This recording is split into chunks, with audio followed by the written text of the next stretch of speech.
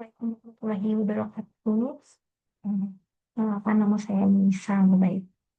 Di sini saya akan mempresentasikan hasil analisis investasi saham dan portofolio efisiensi terkait perusahaan Santa, BNI, dan MNC.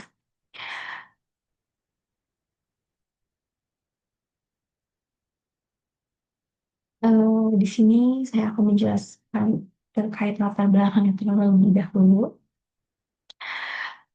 Nah, di sini poin utamanya itu adalah pemilihan portofolio yang tepat yang tepat itu penting dalam investasi.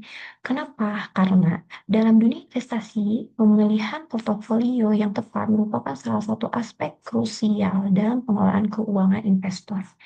Nah, investor ini dihadapkan pada berbagai pilihan instrumen investasi mulai dari saham, obligasi hingga reksadana dan aset lainnya. Nah, di sini saya mengambil teori Markowitz menekankan diversifikasi untuk risiko optimal. Nah, eh, konsep portofolio optimal ini menjadi landasan utama dalam teori manajemen investasi modern, di mana salah satu pendekatan yang paling dikenal dalam hal ini adalah teori portofolio Markowitz yang menekankan pentingnya diversifikasi dan hubungan antar aset dalam menyusun portofolio. Terus poin terakhir ketiganya itu adalah studi ini menerapkan pendekatan kuantitatif berdasarkan data historis. Data historis di sini saya diambil dari eh, materi yang sudah Bapak berikan pada LMS. Tujuan dan ruang lingkupnya itu adalah menilai kinerja dan prospek saham Antam. Saham Antam, BBNI, dan MNC. Terus ada pada fokus pada rasio keuangan, tren histori, dan sektor yang berbeda. Dan yang terakhir itu tidak mencakup analisis teknikal.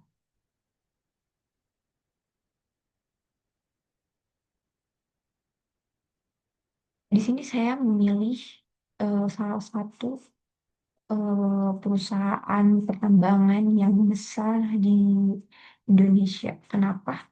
Karena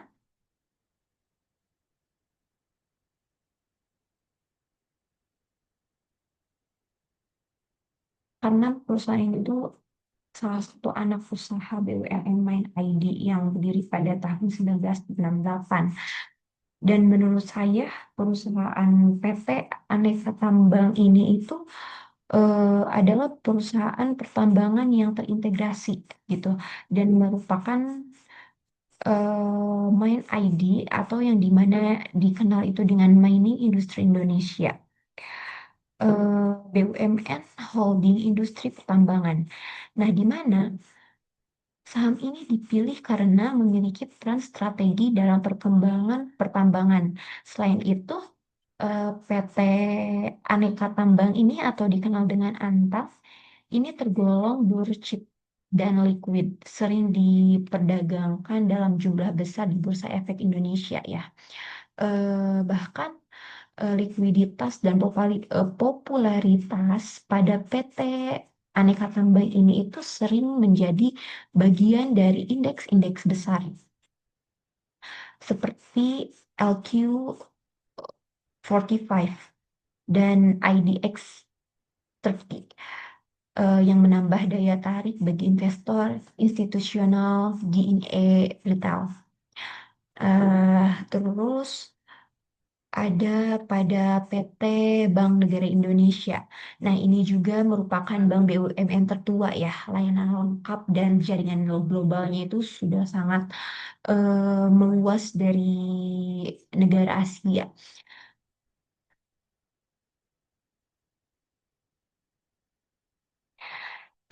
BUMN ini, mohon maaf, BNI ini juga memiliki jaringan internasional di berbagai negara seperti Singapura, Hong Kong, Tokyo, London, dan Korea ya, ada di Seoul.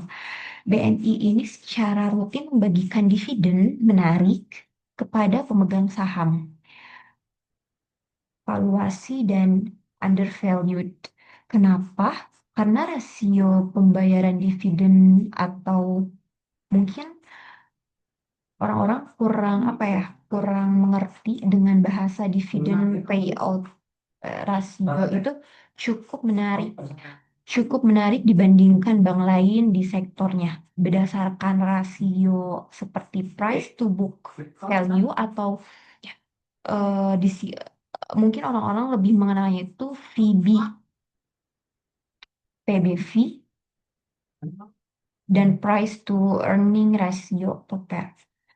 Nah, saham BNI ini juga sering dianggap masih undervalued. Kenapa? Karena dibandingkan bank-bank besar lain seperti BCA dan Bank Mandiri. Dan yang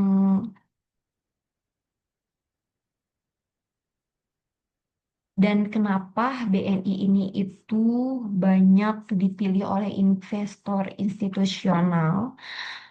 Karena likuiditas yang tinggi dan stabilitas fundamentalnya juga termasuk dalam LQ45 dan IDX30 sama dengan perusahaan PT Antam yang sebelumnya. Dan indeksnya juga mencerminkan saham-saham likuid dan berkinerja baik di Bursa Efek Indonesia. Selanjutnya ada perusahaan media Nusantara Citra, yang dimana mungkin orang-orang mengenalnya itu dengan MNC Group. MNC Group ya. Di sini ada 3 poin yang saya ambil. Pertama itu pemimpin media nasional ya. Mungkin orang-orang mengetahui tentang terkait MNC ini itu adalah RCTI, MNC TV, GTV, iNews. Pokoknya perusahaan yang mengoperasikan beberapa stasiun TV nasional terkemuka. Dan 4 stasiun TV ini itu adalah salah satu dari eh, perusahaannya dari ruang lingkup perusahaan MNC tersebut. Kenapa saya memilih MNC TV ini menjadi saham yang saya ambil dalam kasus analisis investasi saya itu karena di sini adalah karena MNC ini adalah bisnis konten yang saat ini itu cukup tinggi diminati oleh banyak orang dan bisa dibilang bukan bisa dibilang lagi tetapi memang keuntungan yang cukup besar daripada perusahaan-perusahaan lainnya. Nah, perusahaan ini juga menunjukkan efisiensi operasional dalam manajemen biaya produksi konten dan distribusi. Tetapi terkait saham MNCN ini itu sering dinilai undervalued oleh analis pasar. Kenapa? Karena dengan price to earning rasionya itu yang rendah dibandingkan potensi dan kinerjanya. Dan saham pada perusahaan MNC ini termasuk yang cukup liquid dan sering diperhatikan oleh investor retail maupun institusi karena fundamental yang kuat dan valuasi yang murah.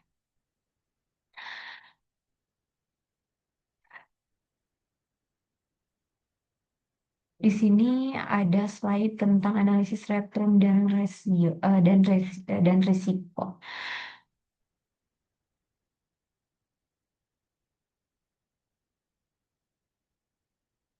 Nah, return pada perusahaan Antam ini itu ada pada minus 0,65%, sedangkan BNI ini ada 0,43%, yang dimana korelasinya tinggi antar saham, kurang lebih risiko diversifikasinya rendah, yang dimana dihitung menggunakan, dan di sini saya menghitung menggunakan metode model Markowitz.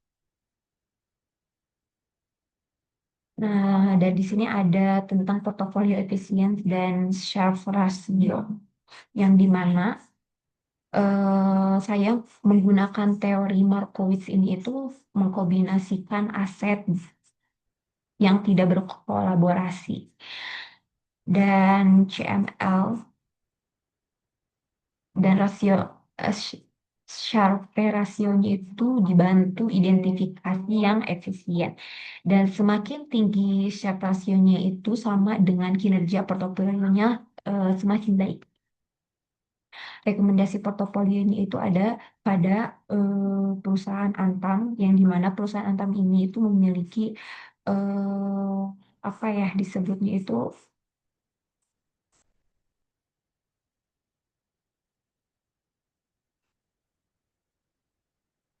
mempunyai portofolio yang stabil gitu, prospek dalam jangka panjang.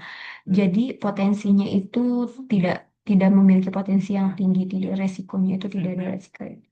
Dan pada perusahaan BNI ini itu potensi tumbuh seiring pemulihan ekonomi. Bisa dibilang stabil tetapi memiliki resiko yang cukup tinggi karena lebih baik pada resiko antamnya. Ada pada perusahaan MNC-nya juga potensi return tinggi daripada sektor media digital. Nah, kesimpulannya itu ada kesimpulan yang saya ambil dari tiga perusahaan yang saya analis pada perusahaan Antam, BNI, dan MNC ini adalah ketiga saham ini mencerminkan sektor berbeda dengan polasi yang tidak sempurna. Dan yang kedua, kombinasi optimal untuk diversifikasi dan pertumbuhannya. Serta yang ketiga, strategis investasi dapat disesuaikan dengan profil risiko investor. Mungkin cukup sekian dari saya. Mohon maaf apabila banyak kekurangannya. Terima kasih. Wassalamualaikum warahmatullahi wabarakatuh.